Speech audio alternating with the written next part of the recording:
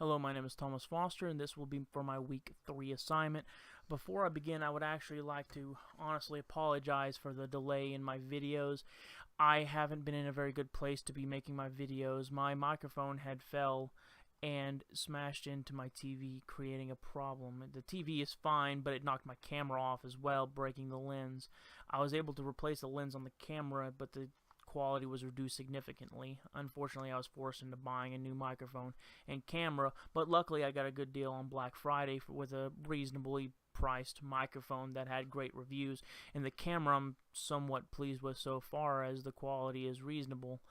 I do apologize again, but I've been having a little bit of trouble, not just with having the microphone and the hardware issues, but with my father's health declining. He's having some gastric problems where acid is being massively produced, and his body's not compensating for it, along with heart issues from his recent heart attack. But I had already sent an email about that. Luckily, though, the doctors think that they may have created a buffer zone with his gastric problems by extending his esophagus, and he is seeming to be able to eat more, so that is good. And they said that if they can figure out what his heart problems are, they may be able to give him 5 to 10 extra years on his life, but the damage has already been caused, is irreversible. They're just hoping to stop the damage from progressing. Now, for my week 3 assignment, I chose Mr. Anthony Bush and Mary Roliro. I'm sure I'm pronouncing that wrong, but I watched their videos and I intend on critiquing them on. Now, for Mr. Anthony Bush's video, I had a few minor issues, but one issue in particular was truly hard to pass up. Among these minor issues would be poor eye contact. Now, I don't mean poor eye contact in the context that he was looking down or even up as if he had a script that he was looking at, much like this one, that he was looking up or down to review what he was wanting to say, keep things smooth. More like he was being distracted by things going on around him, and it was providing so much distraction that his eyes kept bouncing around. Apart from that, his speech, not just the contents of his speech, as the contents is less important than his presentation of the contents. His speech itself seemed weak and unsure of himself. It didn't seem like he had rehearsed very many. Most of the time, if I'm doing a video so far up to this point, it may take me 6 or 7 tries doing the video, especially even with notes. I stutter a lot, and I got a lot of problems with pausing unless I've practiced several times. See, I'm stuttering there. Another thing is that, well, like I just mentioned, there was a lot of long pauses. Now, and I don't mean that I have a problem with the pauses themselves, because a lot of people pause in speeches. Even people who do speeches for a living pause some, but his pauses seem so spaced out that it would have almost made sense for him to maybe look into some software editing program and remove them. Now, I know a lot of people don't like doing this because it creates an issue called jump cuts, and many people don't enjoy jump cuts, but a lot of times I personally find jump cuts to be better looking. Another thing is that during his video, it was obvious that he was in a public area.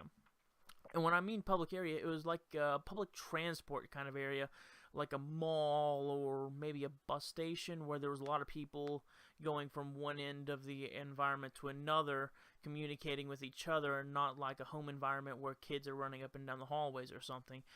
I don't actually have a problem with his camera or his microphone, but being in a public area forced him to speak in a lower, muffled voice, creating a problem with being able to hear him sometimes, and it made him seem like he was very unconfident about his video.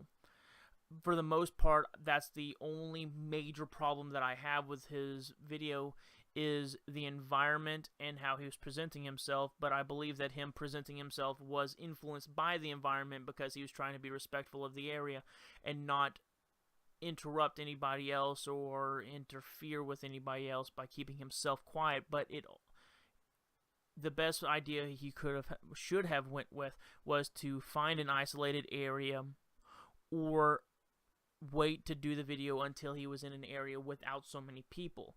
I would assume that he had more reasons than just rushing it to have done the video in this area, because it seemed very out of place. But for the most part, his video was reasonable.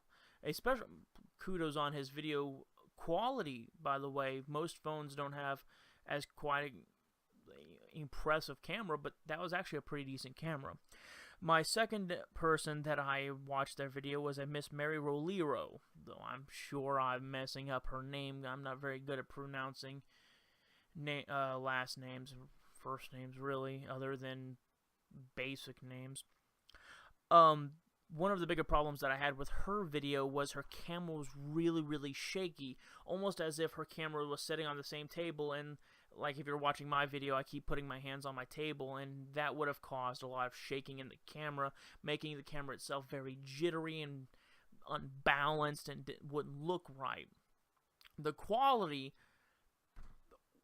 was rough, very, very rough, but I can't inherently hold that against her, to tell you the truth, because I understand that a lot of people don't have a lot of finances to invest in high-quality cameras or high-quality equipment. They're just making do with what they can put their hands on. So the video quality itself, I can easily ignore. Now, with that in mind, it was extraordinarily loud. I don't understand. Maybe she was using a laptop, which would actually explain the shaky camera now that I'm thinking of it, because the laptop would be on the table for her. Every time she puts her hands on the table, the lid of the laptop would move. But whatever her volume setting was on was so incredibly loud, it really hurt my ears even when I turned it down, because it was so loud it was interfering with the microphone itself, so that her own voice was being drowned out by this like metallic sound. And I've had that problem myself when my decibel level on my microphone is set too high. It was so loud that it was almost unbearable, because trying to listen to what she said, I had to constantly find a balance between bringing her voice volume up to a point where I can hear it, but trying to keep it low enough that her microphone didn't make my ears physically hurt. Along with that, her video, along with Mr. Anthony Bush's video, again seemed almost not rehearsed one bit. Though, granted, I'm not exactly one to speak here, just a criticism across their videos. A lot of times I see it seems like a reoccurring theme that people are trying to do really impressive one-takes, which bothers me a little bit, because like I had mentioned a little bit earlier, I may go through 8, 9, 10 takes of doing the same video and still not get the quality that I want, and I'm almost forced to take a lower quality video.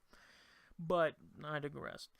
Another thing is, again, another reoccurring theme is a lot of really long pauses between words.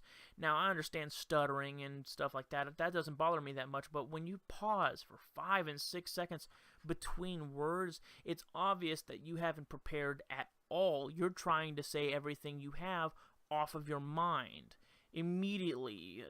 I'm not even sure. I can't remember what the word is, actually. But with it so much movement and the loudness and the so many pauses between words made it really unnerving. Another thing is that it really seemed like she was forcing herself to make the time limit. Like she was stretching out descriptions at an almost unreasonable length, trying to fit the time limit.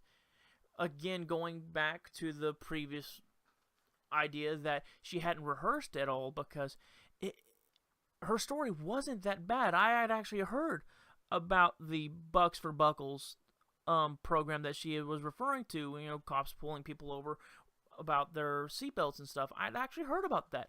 But what she should have done was to go back and spend a little bit more time hammering out the details of the story, so that when she told it, she could tell it in a time-efficient way without making it seem like she was forcing herself to stretch it out.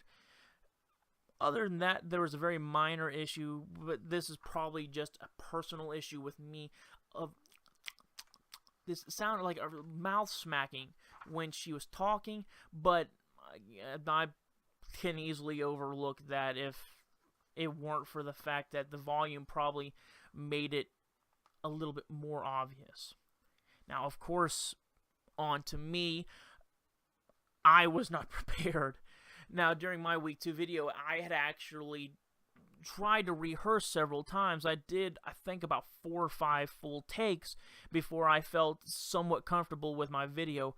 Problem was, my mic was actually bouncing around. Like I had mentioned, I had a very terrible quality mic boom. I had a really, really poor introduction as well.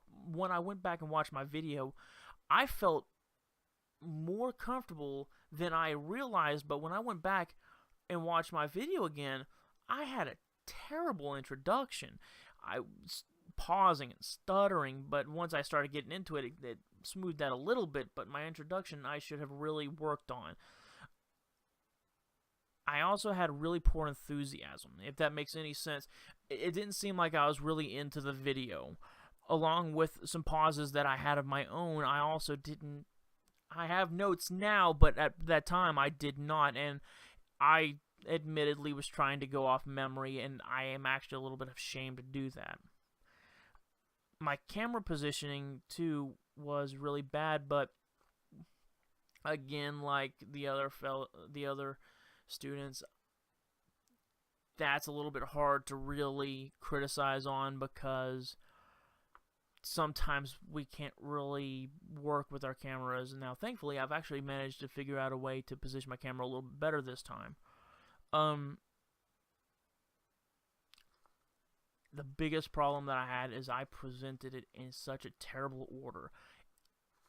Again, going back to the notes, is I didn't prepare for it, so I ended up going into my story, and where my story should have been points 1, 2, 3, 4, and 5, I would go point 1, 2, 4, and 5, and oh, crap, I forgot point number 3. Well, here, let me shove point number 3 in real quick, and maybe get around that, and I regret it so much going back and watching the video again, which is why I prepared notes ahead of time this time, and even still, with notes, this is probably my 7th try.